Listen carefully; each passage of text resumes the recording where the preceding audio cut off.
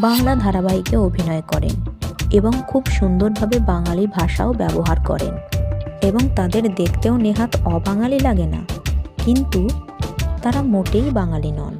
হ্যাঁ বন্ধুরা, আমি কথা বলছি সেসব অভিনেতা অভিনেত্রীদের যারা বাংলা ভাষাকে খুব সুন্দরভাবে আমাদের সামনে পরিবেশন করলেও এবং বাংলা ধারাবাহিকে অভিনয় করলেও তারা বাঙালি নয়, তারা অবাঙালি।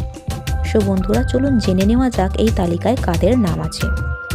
অভিনেতা কুশল আহুজা। কি করে বলবো তোমায় ধারাবাহিকে তিনি অভিনয় করে দর্শকদের কাছে পরিচিত হয়েছিলেন।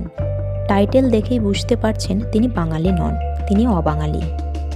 এরপর আসছে আমাদের রায়ান অর্থাৎ অভিনেতা উদয় প্রতাপ সিং। মিঠাই, পরিণীতা ইত্যাদি ধারাবাহিকে অভিনয় করে আমাদের মন জয় করেছেন, কিন্তু ইনিও বাঙালি নন, ইনি পাঞ্জাবি। অভিনেতা ওম সাহানি একাধিক সিনেমা এবং ওয়েব সিরিজে কাজ করেছেন এবং লাভ দিয়ে আজকাল ধারাবাহিকে অভিনয় করেছেন এবং বাংলা খুব সরলভাবেই তিনি বলে থাকেন, কিন্তু আদতে ইনি বাঙালি নন, ইনি বিহারি। অভিনেতা নেহা আমানদীপ। যোগমায়া এবং স্ত্রী ধারাবাহিকে তিনি অভিনয় করেছেন, কিন্তু ইনি বাস্তবে পাঞ্জাবি, বাঙালি নন।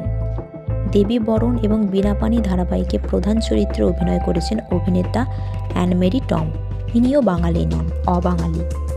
বকুল কথা, শুভবিবাহ ইত্যাদি ধারাবাহিকে প্রধান চরিত্রে অভিনয় করেছেন অভিনেতা হানি বাফনা, ইনিও অবাঙালির তালিকাতেই আসছেন, ইনি বাস্তবে মারওয়াড়ি।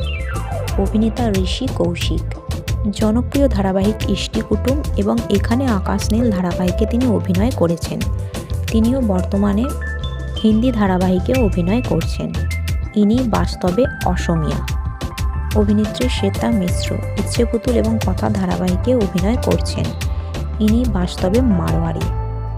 অভিনেতা অভিষেক বীর শর্মা। জোয়ার ভাটা ধারাবাহিকে তিনি অভিনয় করছেন, ইনিও বাঙালি নন, ইনি বাস্তবে বিহারি। সো বন্ধুরা, এনারা অবাঙালি হলেও প্রত্যেকেই তাদের দক্ষতার সঙ্গে বাংলা বলে আমাদের মনোরঞ্জন করে চলেন। সো বন্ধুরা, এই অবাঙালি অভিনেতা অভিনেত্রীদের মধ্যে আপনাদের প্রিয় অভিনেতা বা অভিনেত্রী কারা, নিচে কমেন্ট সেকশানে জানাতে ভুলবেন না। ভিডিওটি ভালো লেগে থাকলে লাইক, শেয়ার এবং চ্যানেলটিকে সাবস্ক্রাইব করে রাখবেন।